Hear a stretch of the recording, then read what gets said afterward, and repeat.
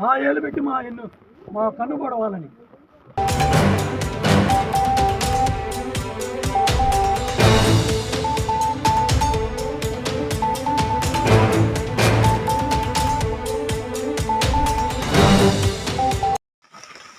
వాళ్ళ దళారులు కొంతమంది వచ్చి మా చేత్తో మా కన్ను పొడుస్తాం.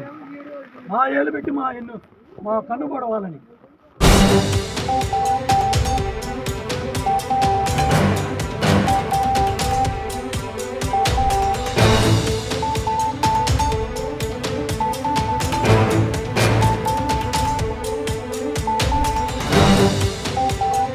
మైలవరం నియోజకవర్గంలో ఆసక్తికర పరిణామాలు చోటు చేసుకుంటున్నాయి. మైలవరం నియోజకవర్గం నుండి ప్రాతినిధ్యం వహించిన దేవినేని ఉమామహేశ్వరరావు నియోజకవర్గం నుండి ఒకసారి ఎమ్మెల్యేగా మరోసారి మంత్రిగా మైలవరం నియోజకవర్గంలో తన మార్కు రాజకీయాన్ని పరిచయం చేస్తూ వచ్చారు. 2019 ఎన్నికల్లో ఓటమి చవిచూసిన మాజీ మంత్రి దేవినేని గత 5 ఏళ్లుగా ప్రతిపక్షంలో ఉంటూ ప్రజల్లో తిరుగుతూ ప్రజా సమస్యలపై పెద్ద ఎత్తున ఉద్యమాలు చేశారు. ప్రజా సమస్యలపై గడమెత్తి అధికార పార్టీపై ఎమ్మెల్యే వసంతపై పెద్ద ఎత్తున అవినీతి ఆరోపణలు విమర్శలతో విరుచుకుపడ్డారు. నియోజకవర్గంలో ఈసారి మాజీ మంత్రి దేవినేని ఉమా గెలుపు ఎవరూ ఆపలేరనుకున్న సమయానికి టీడీపీ అధిష్టానం ఊహించిన షాక్ తగిలించింది. ఎన్నికల్లో పోటీ చేసే అవకాశం కూడా లేకుండా చేసి ఆయనకు మొండిచేయి చూపించిందనే చెప్పాలి. ఆయన స్థానంలో కూటమి అభ్యర్థిగా ఎమ్మెల్యే వసంత వెంకట కృష్ణప్రసాద్కు పార్టీ అవకాశం కల్పించింది.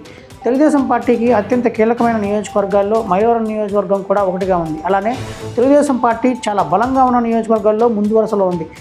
తెలుగుదేశం పార్టీని అభిమానించే ఆదరించే సామాజిక వర్గం ఓట్లు, పార్టీకి వెనుదన్నుగా ఉండే సామాజిక వర్గం ప్రభావం కూడా ఉన్న నియోజకవర్గంగా పేరొందింది. రాష్ట్రంలో అత్యంత కీలకమైన నేతగా మంత్రిగా కొనసాగిన దేవినేని ఉమాను కాదని వైసీపీ నుండి వలస వచ్చిన ఎమ్మెల్యే వసంత వెంకట కృష్ణప్రసాద్కు పార్టీ టికెట్ ఇచ్చింది.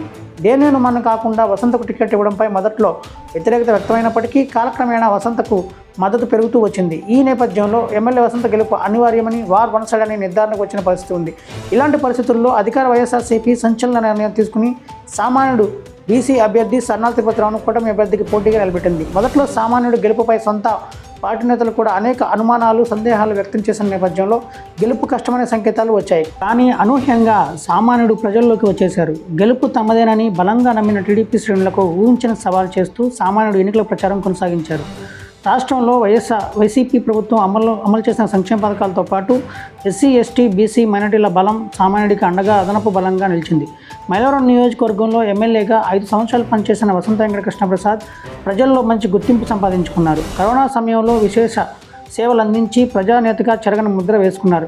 నియోజకవర్గంలో విలువలతో కూడిన రాజకీయం చేసిన ఎమ్మెల్యే వసంత అదే విలువలకు తిరోధకాలు ఇచ్చి వైసీపీని వీడి టీడీపీలో చేరడం ప్రజలకు ఆగ్రహాన్ని తెప్పించింది. టీడీపీ తీర్థం పుచ్చుకున్న ఆయన మళ్ళీ అదే నియోజకవర్గం నుండి టీడీపీ తరపున ఎన్నికల బరిలో నిలవడం నియోజకవర్గ ప్రజలు జీర్ణించుకోలేకపోయారనే చెప్పాలి. ఎమ్మెల్యే వసంత పార్టీ మారిన అనంతరం మొదటిలో టీడీపీ శ్రేణులు వ్యతిరేకించినప్పటికీ కాలక్రమేణా నేతల మద్దతు లభించింది. నేతల నుండి సంపూర్ణ మద్దతు లభించడంతో వసంత వర్గం గెలుపు ధీమాతో పనిచేసింది. గెలుపు పక్క అనే నినాదంతో ప్రజల్లోకి వెళ్లిన వసంత అండ్ కోకు సామాన్యుడు సన్నాల తిరుపతిరావు ఊహించని పోటీ ఇచ్చారు.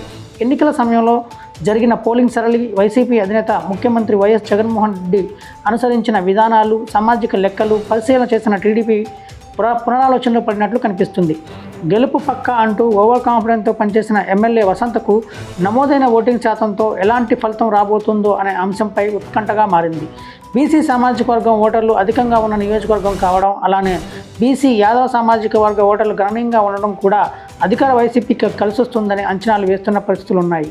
పోల్ మేనేజ్మెంట్లో భాగంగా కూటమి అభ్యర్థి వసంత వెంకట కృష్ణప్రసాద్ పూర్తి స్థాయిలో సఫలీకృతం అయ్యారనే చెప్పాలి. తన అపారమైన రాజకీయ అనుభవాన్ని రంగరించి ఎన్నికల్లో ఏం చేయాలో అన్నీ చేసినప్పటికీ, ఎంత ఖర్చు పెట్టాలో అంత ఖర్చు పెట్టినప్పటికీ కూడా ఇంకా గెలుపుపై ధీమా లేకపోవడం ఆసక్తిని రేకెత్తిస్తుంది. వైసీపీ అధినేత జగన్మోహన్ రెడ్డి అమలు చేసిన సంక్షేమ పథకాలు, ఎన్నికల్లో సామాజిక సమీకరణాలు, కూటమి అభ్యర్థికి దీటుగా పోల్ మేనేజ్మెంట్, బూత్ మేనేజ్మెంట్ లాంటివి కూడా వైసీపీ అనుకూల వాతావరణం క్రియేట్ చేసిందని పార్టీ శ్రేణులు అంచనా వేస్తున్నారు.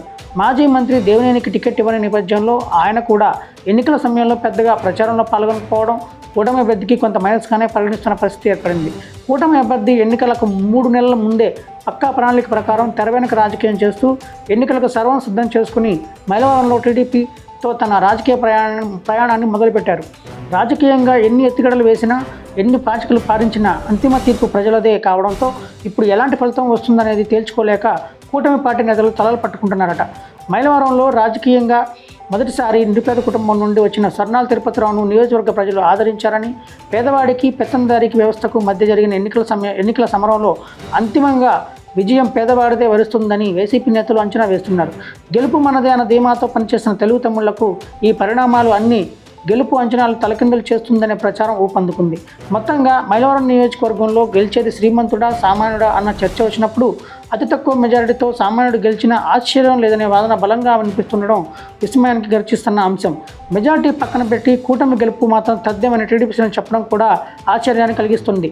మారిన రాజకీయ సమీకరణాలు, అంచనాలు, చర్చలు, సర్వేలు నడుస్తున్న తరుణంలో అటు ప్రజల్లో ఇటు నేతల్లో అనేక సందేహాలు, అనుమానాలు వ్యక్తమవుతున్నాయి. వీటన్నిటికీ చెక్ పెట్టాలంటే జూన్ 4 వరకు వేచి చూడాల్సిందే మరి.